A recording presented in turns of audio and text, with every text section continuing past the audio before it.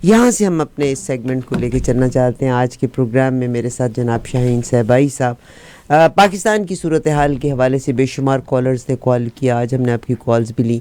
शाहीन सहबाई को लेने का मकसद ये है कि हम एक जर्नलिस्ट किसी चीज़ को जिस एंगल से देखता है उस एंगल से वो ख़बर आपके साथ शेयर करें।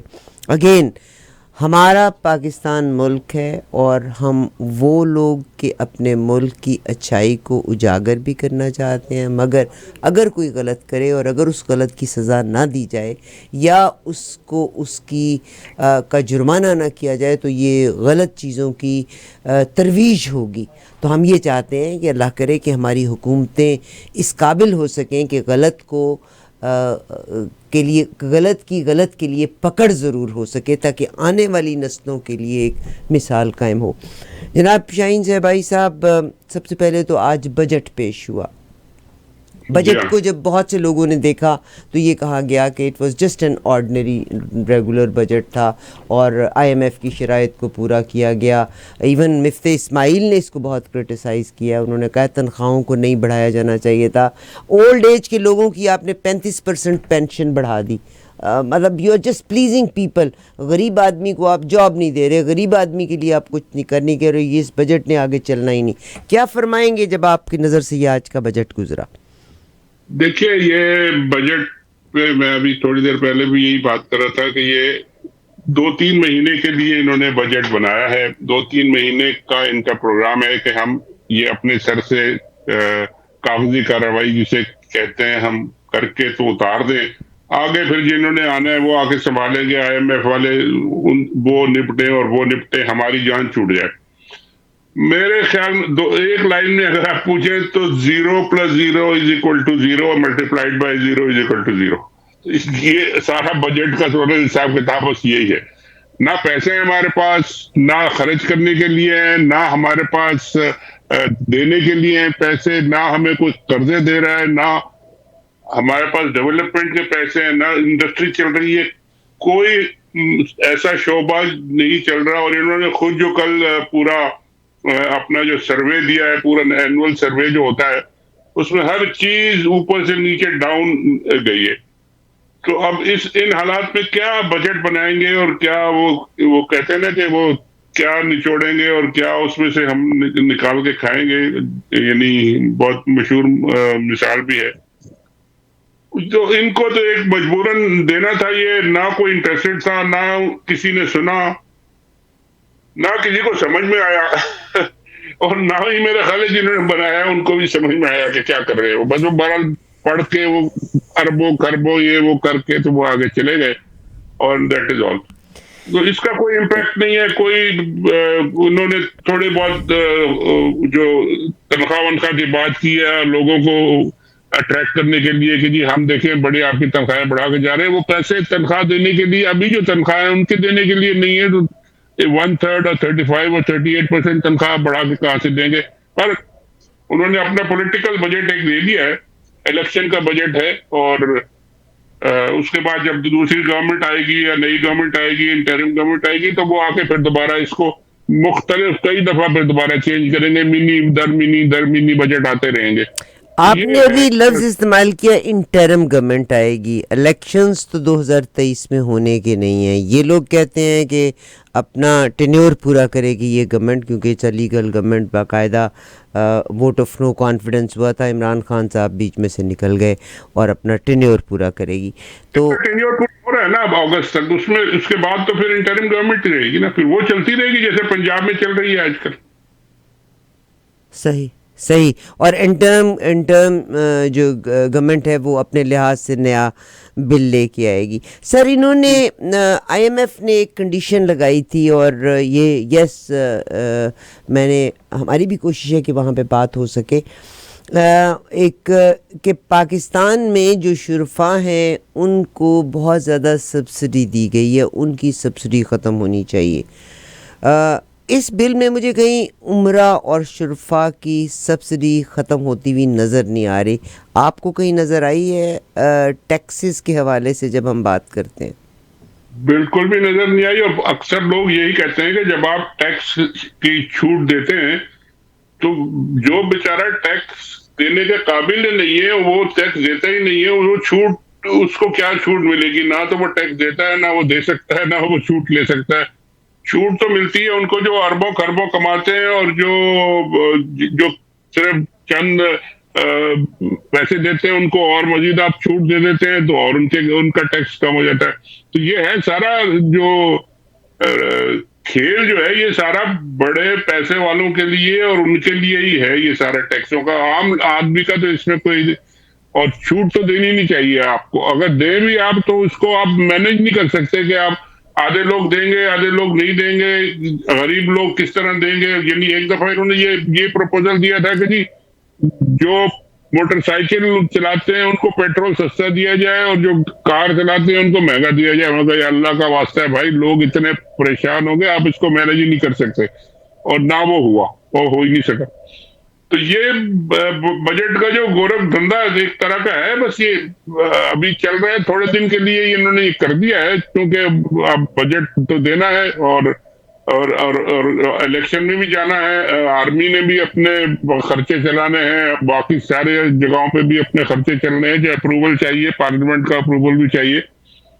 तो वो हो गया, बस ठीक है, और वो पास भी हो जाएगा 2-4 दिन में, फटाफट पास हो जाएगा और उसके बाद फिर move on towards the next stage. Sir यहाँ पे उन्होंने कहा है, इसहाक डार साहब ने फरमाया है कि ये ज़िम्मेदाराना बजट है, ये इंतखाबी बजट नहीं है। जिसमें कल की अगर मैं एक न्यूज़ की तरफ जाती हूँ तो जनाब शहबाज शरीफ साहब ने कहा था कि IMF की हमने तमाम डिमांड्स को पूरा कर दिया है, मगर अगर IMF नहीं भी मानता तो पाकिस्तानी कौम बड़ी रेजिलियंट है। तो ये किस तरफ को लेके जा रहा है कि एक तरह से सीट सोइंग की गई है कि शायद IMF अभी भी पैसा देने के लिए तैयार ना हो? देखिए, तकरीरों पे और बयानों पे तो मैं कुछ ज्यादा इतना डिपेंड नहीं करता इन लोगों के, खासकर पॉलिटिशियंस की, और खासकर इसहाक डार साहब जैसे पॉलिटिशियंस की तकरीरों पे और उनके बयानात पे बिल्कुल भी यकीन नहीं करता। आपको याद है इसहाक डार साहब वो हैं जिन्होंने IMF को गलत फिगर दे के उनपे गड़बड़ कर को नीचे करके और उन्होंने दे दिए थे, लिख के दे दिए थे, और उन्होंने उसको वो चोरी पकड़ ली और उसके बाद पाकिस्तान पे जुर्माना भी हुआ फिर उस पे कि जी आपने हमारे साथ बेईमानी की है। तो अब जब वो ये कर सकते हैं तो ये बाकी तकरीर वकीर करना तो छोटी सी बात है, इससे क्या होता है। इसलिए वो उन्होंने कहा है, लेकिन है इलेक्शन का बजट 3 महीने के लिए दिया है उन्होंने, उसके बाद फिर नया बजट आएगा, जाहिर है। सही। सर मैं अब यहाँ से आपको दूसरी पार्टी की तरफ से लेकर के चलती हूँ। इमरान खान साहब को हर हालत में माइनस करना चाहते हैं जनाब। आपके ये निकलते हैं शाह महमूद कुरैशी साहब, और एक मुलाकात की, और कोर्ट में जब इमरान खान साहब से उस मुलाकात का पूछा तो उन्होंने बड़े मुख्तसर सा जवाब दिया कि 1 महीना वो जेल में रह के आया तो क्या बात करूँगा उसके साथ। मगर क्या सराई ये है कि शायद तीसरे उनके ज़रिए कोई पैगाम पहुंचाने की कोशिश की गई है, अल्टीमेटली उनको हर हालत में माइनस किया जाना है। आप क्या फरमाएंगे इसके बारे में? क्या बिल्कुल ये बात सही है कि व्हाट्सएप के जो मुख्तलिफ ग्रुप्स हैं, जिसमें मैं भी कई ग्रुप्स में शामिल हूँ, इमरान खान साहब भी शामिल हैं उसमें, कई उसमें, तो उन ग्रुप्स में ये बहुत बड़ी डिटेल चल रही है कि जी शाह महमूद कुरैशी साहब गए, उनसे मिले और उन्होंने क्या इमरान खान साहब से कहा और किसका पैगाम लेके गए और उनसे क्या डिमांड्स उन्होंने रखी हैं जाके, और उनसे कहा ये जा रहा है, खुलासा उसका ये था कि उनसे ये कहा जा रहा है कि जी आप थोड़े दिन के लिए पार्टी के ओहदे से हट जाएं, आप लंदन चले जाएं, जरा गर्मी एंजॉय करें, वहां सैर अपने बच्चों से मिले और मुझे जरा हैंडल करने दें इसको, पार्टी को, और मैं एस्टेब्लिशमेंट से बात करके ये इलेक्शन भी करा लेंगे और इलेक्शन भी हो जाएगा, और आप जरा थोड़ा ठंडा करें, टेम्परेचर को ठंडा कर लें और आप जरा साइड पे हो जाए। तो ये काफी बातें चल रही थी, तो खुद इमरान खान साहब भी उसमें भी इन्वॉल्व थे, और मैसेज मुझे जो उनका मिला, उन्होंने कहा कि जी ये सब बकवास है, ये कोई सब गलत है, ये ऐसा कोई ना हो सकता है, ना मैंने कोई कहा है किसी से, ना मैं हट रहा हूं, ना मैं किसी के कहने पे हटूंगा, ना मैं कोई प्राइम मिनिस्टर बनना चाहता हूं, ना कोई मेरा कोई डिमांड नहीं है, जो इलेक्शन कराना चाहते हैं ये कराएं, जिस तरह कराना चाहते हैं कराएं, लोग खुद इनको समझ लेंगे और लोग खुद इनको देख लेंगे। मुझे ये बिल्कुल बात गलत है कि मैं हट के जा रहा हूं या मुल्क छोड़ के जा रहा हूं। तो ये बात तो खुद डायरेक्टली मुझसे भी उन्होंने कही है। बाकी शाह महमूद साहब कोशिश अपनी करेंगे क्योंकि उनके पार्टी के लोग जो हैं सारे वो इधर तीतर आधे बटेर जो हो गए, इधर उधर हो गए हैं। अब उनको इकट्ठा करके फिर एक इकट्ठा किया जा रहा है। लेकिन ये एक बात जरा गौर रखें, बड़ी इंपॉर्टेंट बात है कि इन सबको इकट्ठा किया जा रहा है एक प्लान के तहत, एक मंसूबे के तहत इन सबको इकट्ठा किया जा रहा है। और वो इसलिए कि हम इलेक्शन तो कराने जा रहे हैं, लेकिन हम इलेक्शन उस वक्त कराएंगे जब हमें रिजल्ट्स का यकीन हो कि जी ये रिजल्ट्स होंगे, यानी इतने इस पार्टी के होंगे, इतने इस पार्टी के होंगे, ये नए जो लोग हैं इतने सीटें हम इनको देंगे, इतनी सीटें हमने इमरान खान को देनी है, जो भी अब देंगे 20, 25, 50 जो भी अब वो करना चाहते हैं, इतनी हमने इनको देनी है। और जब ये गारंटी हम कर लेंगे कि जी रिजल्ट्स यही निकलेंगे तब इलेक्शन होगा। अब इसका मतलब कई तरह से लोग निकाल रहे हैं कि जी अगर तो इलेक्शन हो रहा है तो इसका मतलब है कि इन्होंने ये यकीन बना लिया है कि जी रिजल्ट जो है पहले से तैयार है। और अगर इलेक्शन नहीं हो रहा तो इसका मतलब है कि अभी इनको इतना कॉन्फिडेंस नहीं आया कि जी इलेक्शन पे ये मैनेज कर सकेंगे, तो इलेक्शन ही नहीं होगा। तो अब ये दोनों सूरतें जो है ये बड़ी इमरान खान साहब के लिए चैलेंज है एक बड़ा। और वो चैलेंज ये है कि किसी तरीके से उन्होंने अपनी पार्टी को भी इंटैक्ट रखना है, अपने आप को भी रखना है, अपनी पार्टी को इकट्ठा रखना है और ऐसा ज्यादा एग्रेशन नहीं दिखाना कि ये डर के इलेक्शन ही ना कराएं, और इतना डिफेंसिव भी नहीं होना कि ये समझे कि जी हमने काबू पा लिया और हम सब इनको अब दबा लेंगे और इलेक्शन तक जाएं और इलेक्शन करवा लें। मतलब सबसे बड़ी बात यह है कि इलेक्शन करवा लें, यानी इनको इस तरह की पोजीशन में ना डाले कि डर के भाग जाए, वो इलेक्शन ही ना करें। तो ये एक बड़ा चैलेंज इनके लिए है और वो मेरा ख्याल है इस चैलेंज को मुकाबला कर सकते हैं। इमरान खान साहब के पास बड़े अच्छे अच्छे लोग भी हैं, खुद भी वो बड़े सही दौर से गुजरे हैं, समझते हैं सारा। सही। सर, अगर आप इस गवर्नमेंट को देखें, मेरी रज़ाती तौर पे बात हुई और मोतबर शख्स से ही मेरी बात हुई, तो वो कहने लगे कि इमरान खान जो है ना, जमाइमा ने मुकम्मल तौर पे, जमाइमा साहिबा ने इंतज़ाम किया है कि वो वहाँ से इमरान खान पाकिस्तान को छोड़ देंगे। वेयरएज़ जहाँ तक ज़ाहिर इमरान खान के साथ डायरेक्ट आपका तो ताल्लुक़ है, यहाँ पे सईद मियो हैं, यहाँ पे रियाज साहब हैं जिन्होंने उनके साथ इलेक्शन भी फर्स्ट इलेक्शंस लड़े भी, उनके ज़रिए जितनी ख़बरें आती हैं, Imran Khan not willing to leave Pakistan, he would have left Pakistan जब गोगी ने छोड़ा था, जब रजीम चेंज आया था। वो पाकिस्तान को छोड़ना नहीं चाहते, उनको पाकिस्तान की आवाम पे भी एतबार है, उनको अपनी सलाहियतों पे भी एतबार है, मगर ये उनको पाकिस्तान से बाहर भेजना चाहते हैं और डिफेम करने के लिए ये ख़बर फैलाई जा रही है कि जमाइमा चाहती हैं और इमरान खान ख़ुद भी अब एनआरओ लेके और मुल्क को छोड़ के इंग्लैंड में आना चाहते हैं। इसके बारे में क्या फरमाएंगे? देखिए, इंग्लैंड जाना इमरान खान के लिए बाएं हाथ का खेल, कोई इम्पोर्टेंट ही नहीं है। वो सारी उम्र इंग्लैंड में ही रहे हैं और बच्चे उनके वहां हैं, जिस वक्त भी जाना चाहे जा सकते हैं, कोई उनके लिए इशू नहीं है इंग्लैंड जाना। और यहां से वो ऐसे वक्त में ये इंप्रेशन दे के छोड़ के जाए कि जी एनआरओ लेके जा रहे हैं, ये मुमकिन नहीं है उनके लिए, सियासी तौर पे मुमकिन नहीं है। तो ये देखिए, जाने की बात जहां तक है, अब अगर इलेक्शन आप अनाउंस हो जाते हैं और इलेक्शन का फिजा बन जाती है और इलेक्शन होने लगते हैं, लगे कि जी इलेक्शन हो रहे हैं और सब पार्टियां उसमें शामिल हो रही हैं और इमरान खान की पार्टी को भी मौका मिल रहा है शामिल होने का और वो शामिल होती है, तो उस सूरत में तो बिल्कुल भी जाने का कोई सवाल नहीं है कि इमरान खान छोड़ के जाए। अब अगर ऐसी एक सिचुएशन क्रिएट हो जाए कि जी अब इलेक्शन जो है वो 2 साल के लिए या 1 साल के लिए या बिल्कुल इंडेफिनिटली नहीं होंगे और बस कर लो जो करना है और हम बैठे हैं और हम डंडेमारी करेंगे और पकड़ धकड़ और ये वो सब चलता रहे, तो वो सिचुएशन एक अलग सिचुएशन होगी। उसमें हो सकता है थोड़े दिन के लिए इमरान खान साहब बाहर भी चले जाएं या ना जाएं, लेकिन वो अब आई कांट से एनीथिंग, उसमें बिल्कुल अभी कोई उसका चांस नहीं है। सर, शाह महमूद कुरैशी साहब के भाई का बयान था, और आज का नहीं, ये पुराना बयान है। जब वो इस पार्टी के साथ आए थे, उन्होंने कहा था ही न्यू कि this is going to happen, और उन्होंने कहा था अब मैं वज़ीर आज़म बनूंगा पाकिस्तान का, क्योंकि उनका हमेशा से ख्वाब था। डू यू थिंक कि उस ख्वाब को की खातिरी, और क्योंकि इनके आबा अजदाद की तारीख भी देख लें तो कुछ इसी तरह की है, इस पे कुछ कहना चाहेंगे आप?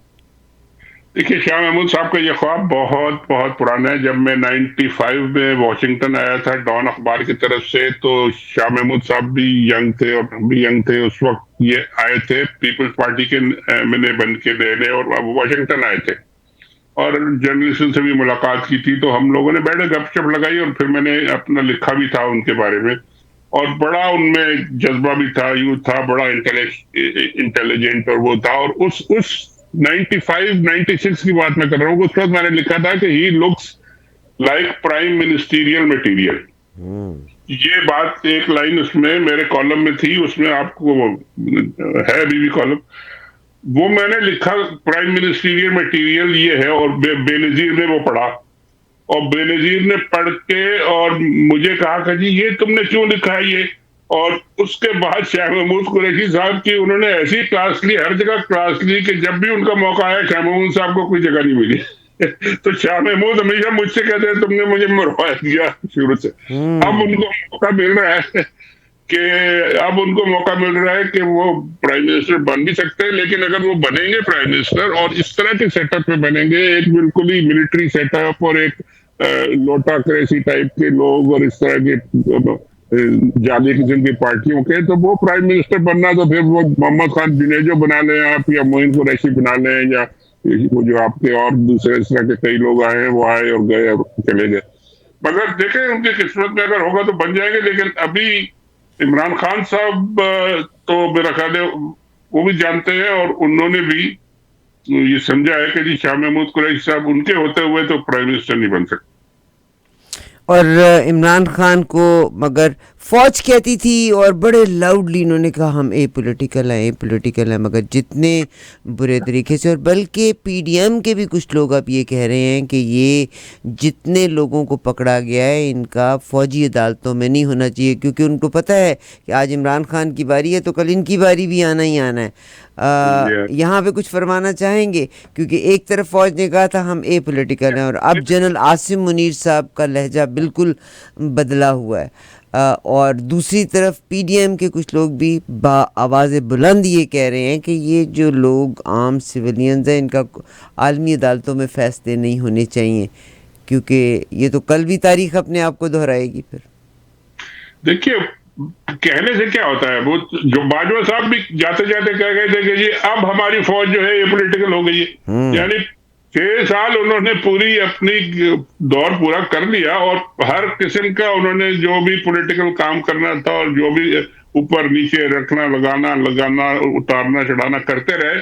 और एक हफ्ता पहले उन्होंने जाने से पहले कह दिया कि जी अब हमारी फौज ये पॉलिटिकल हो गई। तो मैंने भी लिखा था और लोगों ने भी पूछा कि भाई एक हफ्ता पहले अभी पॉलिटिकल हुई है, तो इससे पहले 6 साल का हिसाब कौन देगा? अच्छा, वो तो खैर चले गए। अब ये कह रहे हैं कि जी हम ए पॉलिटिकल है। अभी कल जो उन्होंने बयान इश्यू किया है अपने वो जो फॉर्मेशन कमांडर्स की मीटिंग के बाद, उसको अगर आप पढ़ें तो उसको कोई कहेगा कि ये पॉलिटिकल है, उसमें तो सारा का सारा पॉलिटिकल है, उसमें तो है ही कुछ नहीं, एक भी चीज ऐसी नहीं है जिसमें ए पॉलिटिकल हो। तो ये तो कहने की बात है और है, और जो अंदर खाना जो हो रही है काम और हो रहा है जो वो और है। ये कई लोगों ने कहा कि जी पूरी फौज इकट्ठी हो गई है, पूरी फौज का ये बयान आ गया है, फॉर्मेशन कमांडर्स ने मिलकर सब ने कह दिया है। ये मैं ऐसा नहीं समझता। मैं समझता हूँ कि जी ये 2-4 जो ऊपर के जो जो कमांडर्स हैं, चीफ हैं, उनके जो 1-2 नीचे और हैं लोग, ये उनका बयान है। और किसी भी जनरल और किसी भी कमांडर में इतनी हिम्मत नहीं है कि वो खड़ा होकर कहे कि मैं इससे एग्री नहीं करता। जैसे कि होता है ना अदालतों में, बड़ी अदालतों में, कि जी चीफ जस्टिस ने और 6 जजों ने बयान दे दिया, तो 3 जजों ने डिसेंटिंग अपना जजमेंट दे दिया या डिसेंटिंग नोट लिख दिए। फौज में कोई डिसेंटिंग नोट नहीं होता। तो वो जो चीफ ने कह दिया बस वही फौज का बयान है, और वो चाहे फॉर्मेशन कमांडर माने या ना माने, उनमें से बहुत सारे ऐसे होंगे कि ये नहीं मानते, हम नहीं पसंद करते जो कुछ हो रहा है, कह कुछ नहीं सकते। ठीक है, जब तक वो बैठे हुए हैं दबे हुए नहीं कह सकते, लेकिन फिर भी मैं बार बार हर जगह कहता हूँ ये, और हर हर मेरे दिली तौर पे ये चाहता हूँ कि जी बाकी जो फौज के लोग हैं जो उनके साथ बैठते हैं, चीफ के साथ बैठते हैं, और दूसरे एयरफोर्स वाले हैं, नेवी वाले हैं, और दूसरे लोग कमांडर जो हैं, जब वो बैठते हैं, घर में बैठते हैं, चाय पीते हैं, अपने आम खाना खाते हैं, टेबल पे बैठते हैं, उस वक्त कम से कम ये बात किया करें भाई कम से कम ये जो कुछ हो रहा है इसको ठीक तरीके से होना चाहिए, इसको एक एक तरीके से बिल्कुल नीचे नहीं जाने देना चाहिए, कोई ना कोई रास्ता रोकने का इसका होना चाहिए, करेक्शन होनी चाहिए, और ये इन सबको मिलकर करनी चाहिए। ये इसमें ये नहीं है कि कोई बगावत कर दें, लेकिन आपस में मिलकर इसको ठीक करने की कोशिश करनी चाहिए, गलती को भी पकड़ें और ठीक करने की कोशिश भी करें। बहुत तो शुक्रिया, बहुत शुक्रिया सर। और फ़ौज ए पॉलिटिकल नहीं है। बहुत से लोगों ने फ़ौज आईएसपीआर के दफ्तर में या उनकी मौजूदगी में प्रेस कॉन्फ्रेंसेस जो दी, तो ये आज की सिर्फ कहानी नहीं है। इससे पहले एमक्यूएम को बनाया गया, एमक्यूएम को तोड़ा गया, नवाज़ शरीफ साहब को बनाया गया, नवाज़ शरीफ साहब को तोड़ा गया, फिर बेनज़ीर साहिबा को लाया गया, बेनज़ीर साहिबा को मरवाया गया, अब इमरान खान को पहले लाया गया। बहुत से लोग इस बात से भी इनकारी हैं, उनको बिल्कुल लेके आया गया था और एक ख़ास नंबर ऑफ़ सीट्स दे के लाया गया था ताकि वो कहीं हाथ से बाहर ही ना निकल जाए, और उसके बाद उनको निकलवाया भी गया। सर, बहुत से लोगों की प्रेस कॉन्फ्रेंसेस करके ज़बरदस्ती पार्टी से हटवाया गया। हम बार बार जिक्र करते हैं मंगोल्स का, हम बात करते हैं रोमन्स का जो नाखून खिंचवा दिया करते थे, जबर करते थे, तशद्दुद अजीबो गरीब किस्म के करते थे जिनका शायद इस्लाम में वजूद भी नहीं है। मगर इन दिनों में जो तशद्दुद किया गया उसमें औरतों के बारे में, और मर्दों को उनकी औरतों का खौफ दे के कि उनकी वीडियोस को आउट कर दिया जाएगा, जहाँ पे कुछ लोग तो आसानी से ही पार्टी से एक मंडेर से उठे दूसरी मंडेर पे बैठ गए, और कुछ लोगों को ज़बरदस्ती इसकी तरफ माइल किया गया। ये एक पीटीआई के रहनुमा हैं अली मोहम्मद ख़ान, अब रिहा हुए, उनको 5वीं बार फिर अरेस्ट कर लिया गया है। तो इन्होंने अभी तक नहीं छोड़ी, इनको भी वो पार्टी का प्लेटफॉर्म चेंज करवाना चाहते हैं। नहीं तो सबको वो तो चाहते हैं कि हर आदमी इमरान खान को छोड़ दे, बेगम भी उनकी छोड़ के चली जाए। वो तो चाहते हैं कि जी इमरान खान अकेले रह जाए, फिर हम उनको पकड़ के ले जाएं और फिर उनसे कहें कि जी बस अब आप खत्म हो गए जाए। ये तो ऑब्वियस सी बात है, लेकिन बहुत से लोग हैं ऐसे जो बड़े यानी उनका अकीदा है, उनका एक कमिटमेंट है, उन्होंने लोगों के साथ वादे वईद किए हैं, वो पॉलिटिशियन हैं, वो नहीं इस तरह छोड़ सकते और नहीं छोड़े। और इस तरह के लोग हर जगह होते हैं और खड़े रहते हैं। लोग अपने जो उनका बिलीफ होता है, यकीन होता है, उस पर खड़े होके लोग जान दे देते हैं। बाजे लोग बहुत सारे 200-250 लोगों को निकाल भी लिया, बट स्टिल 400-450 लोग जो पार्लियामेंटेरियन है वो उनके साथ हैं खान साहब के। सफाई, ये तो सफाई इनकी अच्छी हो गई कि जो लोग कमजोर दिल लोग थे छोड़ के चले गए। उन्होंने, खान साहब ने तो वैसे भी निकालना ही था इनको, या उन्होंने आखिर में जाके छुरा मारना था कहीं ना कहीं। अब ये ऐसे मौके पे निकाला गया, खान साहब को कोई नुकसान ज्यादा हो नहीं सकता इससे, निकल गए। अब ये इनके तो मिट्टी पलीद हो गई, ये तो ना इधर के रहे ना उधर के रहे। अब खान साहब जो है, दूसरे लोग बेशुमार लोग हैं खान साहब के साथ, और उनमें से अच्छे लोग आएंगे। मगर क्या आर्मी का रवैया नरम होगा? जनरल आसिम बाजवा साहब का रवैया किसी तौर पे भी, क्योंकि अल्टीमेटली नाखुदा तो वही है ना। नहीं, नरम होगा इसलिए कि वो भी तो मजबूर है ना हालात से। उनके हाथ में भी कोई हर चीज तो नहीं है, जो वो कहते हैं वो हो नहीं सकता। पाकिस्तान के हालात ऐसे हैं कि पाकिस्तान की आर्मी अपने 60% 50% अपने ही लोगों के साथ मुल्क में लड़ाई नहीं कर सकती पाकिस्तान की आर्मी, और उसके बाद फिर मुल्क को डिफेंड भी करे और बॉर्डर भी डिफेंड करे और टेररिज्म के खिलाफ भी लड़े और अपने मुल्क के और अपने ही लोगों के खिलाफ भी लड़े। ये आर्मी की कैपेसिटी भी नहीं है। आप चाहे ना चाहे, ये उनकी अपनी कैपेसिटी से बाहर है कि अपने मुल्क के लोगों के खिलाफ भी लड़े और हर जगह लड़े। तो ये उनको करना ही पड़ेगा। अपने मुल्क उनके साथ होंगे लोग तो फिर वो किसी और से लड़ेंगे। दुश्मन से तब लड़ेंगे जब अपना मुल्क के साथ हो। आप हर एक से लड़के तो कहाँ जाएंगे? तो पता नहीं क्या असर होगा इनका। बहुत शुक्रिया जनाब शाहीन सहबाई साहब, बहुत नज़र रखते हैं। मैं भी जब बात कर रही थी ना, मैं थोड़ी सी बैकग्राउंड आपको देना चाहती हूँ उन लोगों के लिए जो मेरे जैसे होंगे। मोहम्मद अली मोहम्मद ख़ान, वंडरफुल पॉलिटिशियन, इनको जब अरेस्ट किया गया था, पहले अरेस्ट किया गया था तोड़ फोड़ के सिलसिले में, फिर साबित नहीं हो सका कि इन्होंने तोड़ फोड़ की, फिर उनको इंसदाद दहशतगर्दी की अदालत में पेश किया, वहाँ से भी उनको बेगुनाह करार दे दिया गया, और रिहाई के बाद अब एंटी करप्शन यूनिट की जानिब से गैर कानूनी भर्तियों के इल्ज़ाम में 5वीं बार इनको अरेस्ट कर लिया गया है। तो यही वाक़यात हैं। अल्टीमेटली इनको भी वहाँ से निकालेंगे, एक प्रेस कॉन्फ्रेंस करेंगे। और व्हाट डू यू थिंक कि जहांगीर तरीन और जो आपके अलीम खान साहब हैं, यानी उनके अज़ाइम तो कभी भी क्लियर नहीं रहे। They spent money, they invested money to get some returns, benefits out of it. तो क्या अफवाज को, या जिन्होंने अब ये इस्तेहकाम पार्टी बनवाई है, वो उनके उन मुतालिबात को पूरा करेंगे, what they want in return of this sacrifice? देखिए, 2 तरीके से हो सकता है जी। एक तो पहले ये देख लें कि ये सबसे बड़ी एटीएम थे जहांगीर तरीन साहब, खान साहब से कहा जाता था कि जी इनकी सबसे बड़ा फाइनेंशियर और बैंकर यही है। फिर उसके बाद अलीम खान साहब आ गए, वो भी एटीएम बन के आए, और फिर कई महीने पहले वो दोनों छोड़ के भी चले गए। खान साहब को कितना नुकसान हुआ उनके जाने से? मेरा तो ख्याल है कि 0% भी नहीं हुआ। अच्छा, उसके बाद अब उन्होंने और छोटे मोटे जो इधर उधर तीतर बटेर घूम रहे थे, उन सबको एक एक को पकड़ के जमा कर लिया, वो भी जमा कर लिया, कोई नुकसान नहीं हुआ।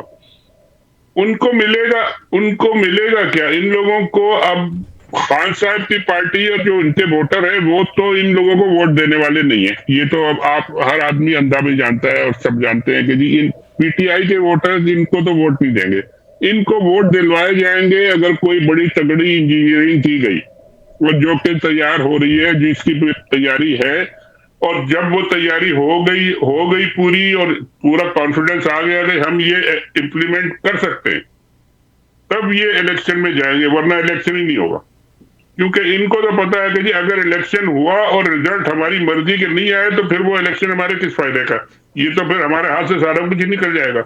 तो वो इलेक्शन नहीं कराएंगे जब तक कि वो पहले से रिजल्ट डिटरमिन करके और एश्योर ना करने के लिए ये रिजल्ट होगा।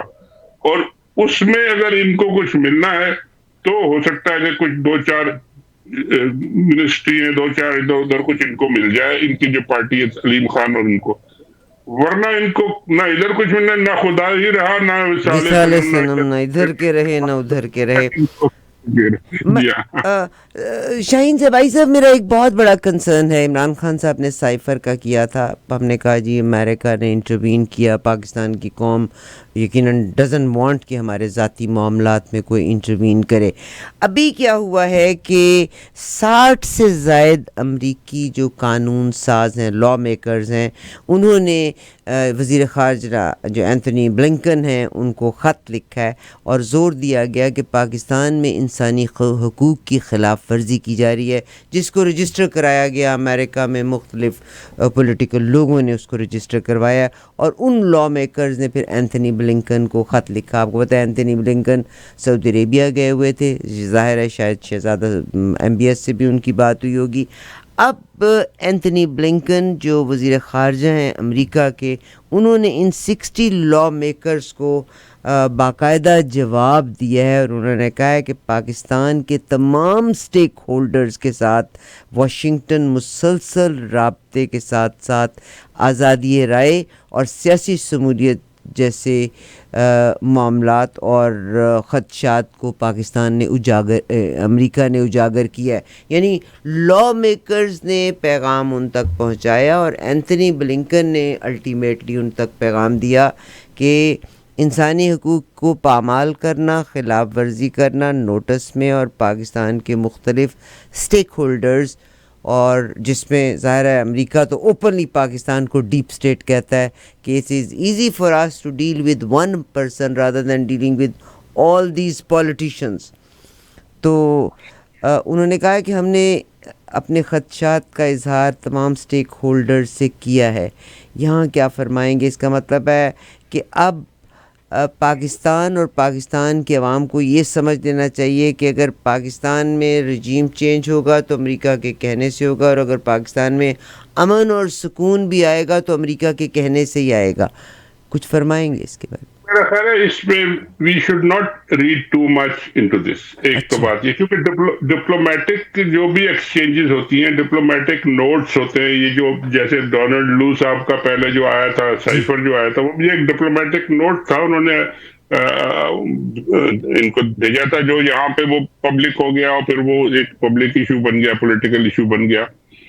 ये बातें डिप्लोमेटिक चलती रहती हैं, और बड़ी इससे ज्यादा सख्त बातें भी चलती रहती हैं। आपको याद होगा कि एक साहब आए थे, वो आके पाकिस्तान में कह गए थे कि अगर मुशर्रफ साहब ने ये नहीं किया तो हम आपको स्टोन एज में बना देंगे।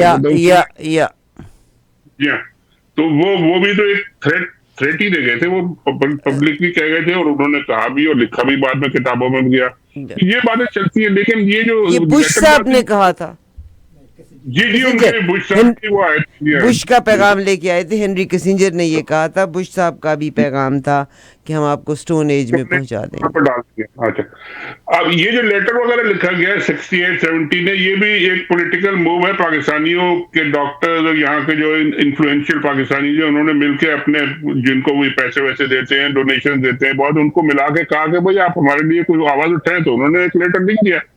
और ब्लिंकन साहब ने भी एक्नॉलेज करके कि ठीक है, हम सबसे, अब सब स्टेक होल्डर से जब आप कहते हैं तो इसका मतलब है कि आप किसी से कोई बात नहीं कर रहे हैं, आप कह रहे हैं बस ठीक है, जो होना है हो जाए, होएगा वही जो होना है। यानी जब तक आप ये ना कहें कि जी हम फलानी चीज के खिलाफ हैं और ये आप बंद करें, तो वो स्पेसिफिक बात अगर कोई करे तब होती है बात। वरना आपने जनरली कह दिया कि जी हम हर एक से बातचीत कर रहे हो, हर एक को कह रहे हैं कि जी आप अच्छे काम करें, अच्छे बच्चे बनो, बस ठीक है, अच्छे बच्चे बन के रहो, तो वो तो उससे तो कोई फर्क नहीं पड़ता। ये एक डिप्लोमेटिक सर्कल में होता है, और ये इसका कोई असर बहुत ज्यादा नहीं होता। बहुत शुक्रिया जनाब शाहीन साहब। भाई साहब, मेरा आखिरी सवाल है कि बहुत सारे पाकिस्तानी हम कुएं में बैठ के सिर्फ कुएं के अंदर देख रहे हैं, हम वास्ट स्केल के ऊपर नहीं देख रहे। और अमेरिका के, अभी नरेंद्र मोदी साहब आपके अमेरिका तशरीफ़ ला रहे हैं, अमेरिका के जो इनके एडवाइज़र हैं बाइडन के, वो इंडिया गए हैं। इसके अलावा जो एंथनी ब्लिंकन हैं, ये सऊदी अरेबिया का चक्कर भी लगाया। सऊदी अरेबिया के ताल्लुकात शाम से भी अच्छे हो गए, सऊदी अरेबिया के ताल्लुकात सीरिया से भी अच्छे हो गए। ईरान में 11 साल के बाद एम्बेसी खुलने, 7 या 11 साल के बाद एम्बेसी खुलने जा रही है सऊदी अरेबिया में ईरान की। आज की एक और ख़बर है कि फ़लस्तीन के सदर जो महमूद अब्बास हैं, फ़लस्तीन के सदर महमूद अब्बास, वो भी चाइना जा रहे हैं। और ये सारे अच्छे ताल्लुकात कराने में रोल प्ले किया है चाइना ने और रशिया ने। तेल की कीमतें एक बार फिर से बढ़ने लगी हैं, क्योंकि सऊदी अरेबिया ने और बाकी ममालिक ने अपनी तेल की प्रोडक्शन को कम कर दिया। मिडल ईस्ट इनके हाथ से निकल गया, ठीक है। सऊदी अरेबिया इनका बहुत बड़ा बायर इनके हाथ से निकल गया। इंडिया को इम्प्रेस करके लेंगे और पाकिस्तान को परेशान करके, मजबूर करके, चाहे वो IMF के हाथ, चाहे वो हमारी फ़ौज के हाथ। तो इसको आप कैसे इंटरनेशनल हालात के तनाज़र में कैसे देखते हैं? इस इंटरनेशनल इतनी बड़ी पिक्चर में पाकिस्तान तो बहुत छोटा सा एक प्लेयर है, और उसके चंद एक जगह पे 1-2 पॉइंट्स पे अमेरिकन इंटरेस्ट हैं, जो वो चाहते हैं कि जी ऐसा हो या ऐसा ना हो। यानी एक तो वो चाइना के बहुत ज्यादा ताल्लुकात नहीं चाहते, एक वो चाहते हैं कि जी पाकिस्तान की आर्मी जो है खासकर वो हमें हेल्प करे अफगानिस्तान के मसले पे, और बाकी पाकिस्तान का रोल इन बड़ी बड़ी जो मीटिंग ईरान सऊदिया इन सब में है, लेकिन ये कि Pakistan is on the take, हमें सिर्फ जाके उनसे मांगना पड़ता है कि भाई हमारी मदद कर दो, हमारे दोस्ती कर दो, हम देने को कुछ ज्यादा इस पोजीशन में नहीं है कि पाकिस्तान इन इन बड़े बड़े मुल्कों को दे सके। चाइना के साथ हमने जो कुछ किया है उसको ही हम अगर जो वादे हमने किए हैं, जो कॉन्ट्रैक्ट किए हैं उनको पूरा कर लें तो बहुत अच्छी बात होगी, और उसके भी ये प्रेशर है। बाकी ये तो अब हमारी अपनी नाकामियां है कि हम जो एक क्रिटिकल रोल बहुत जबरदस्त किस्म का स्ट्रेटेजिक खेल सकते थे, अपना हमारा एक रोल हो सकता था, हमारी पर्सनैलिटी एक मुल्क की, वो हम अपने अंदर के मसले ही हल नहीं कर सकते, आपस की लड़ाइयां ही खत्म नहीं कर सकते, तो हम दूसरे मुल्कों से क्या जाके बात करेंगे? और क्या हम आप खुद ही जब भीखे भुक्के नंगे हैं और मर रहे हैं, तो ये सब बातें तो बहुत आगे की हैं। जब पेट भर जाए आपका, खाना पीना सब हो जाए, तो फिर आप आगे की पावर की बातें करते हैं इंटरनेशनल लेवल की। जी बहुत तो अभी तो हम एक खड्डे के अंदर गिरे हुए हैं, इससे निकल आए तो फिर इंशाल्लाह ये बातें भी होंगी। बस बहुत शुक्रिया। मगर मेरा यहाँ पे शाहीन से भाई साहब, आप बड़े इंसान हैं, आपका तजुर्बा है, हम आपसे सीखना भी चाहते हैं, हम अपनी तसल्ली भी चाहते हैं। आपने कहा कि पाकिस्तान की हैसियत ऐसा सच नहीं है, वेयर एज पाकिस्तान सोया हुआ है। देयर वाज अ टाइम कि सऊदी अरेबिया को पता नहीं था कि उसकी ज़मीन के नीचे तेल कितना है। देयर वाज अ टाइम जब तक अफ्रीका को पता नहीं था कि उनके नीचे तेल कितना है। पाकिस्तान ख़ित्ते के लिहाज से तो बहुत इम्पॉर्टेंट है, क्योंकि अगर अमेरिका के डॉलर को मार पड़ती है या पिटता है तो उसके पिटने में रोल प्ले कर रहा है चाइना एंड रशिया। और चाइना को स्टेट्स तक आने में, ये जो बहरी रास्ते हैं यहाँ तक आने में, पाकिस्तान इस खित्ते जोग्राफिकल पोजीशन तो हमारी बड़ी स्ट्रांग है, मगर पाकिस्तान को अपनी हैसियत की इम्पोर्टेंस का अंदाज़ा नहीं। We are a deep state. हमारे पॉलिटिशियंस और हमारे चंद जर्नल्स अपने ज़ाती मफाद और अपनी ज़ाती बाउंटीज़ के इवज़ इतनी बड़ी हैसियत को बेच रहे हैं। हमने अपने आप को एक खड्डे में डाला हुआ है, इससे बाहर निकल के अगर देखें तो बहुत कुछ करने के लिए है मैडम, और बहुत कुछ हो सकता है और बड़ा जबरदस्त हो सकता है, लेकिन हम खुद ही तैयार नहीं है तो हम क्या करें? अब देख इंशाल्लाह कोई ना कोई आएगा, निकलेगा पाकिस्तान में भी कि इस मुल्क को भी आगे लेके चले इंशाल्लाह। वो इल्लामा इकबाल का शेर है ना, खुदा ने आज तक उस कौम की हालत नहीं बदली, ना हो जिस कौम को आप अपनी हालत के बदले। जनाब शाहीन सहबाई साहब, आपका बहुत शुक्रिया। मुझे एहसास है आपका लॉन्ग डे, आप अपने डिफरेंट इंटरव्यूज़ में मसरूफ़ हुआ करते हैं और हमारे साथ भी शामिल हो जाते हैं, बट वी लुक फॉरवर्ड कि आप 770 के मेहमान बने। और मैं बल्कि ऑफ द रिकॉर्ड शाजिया से कहती हूँ कि आपसे उस बारे में भी तय करने, आप जब तशरीफ़ लाएँ तो प्लीज़ ये जो हमारा 8 जुलाई का प्रोग्राम है, आप कनाडा को ज़रूर विज़िट करें। जी बिल्कुल बन रहा है, फैमिली का प्रोग्राम भी मैं भी बनाता हूँ, उन दिनों में ज़रूर आते हैं सर। I look forward. बहुत शुक्रिया सर।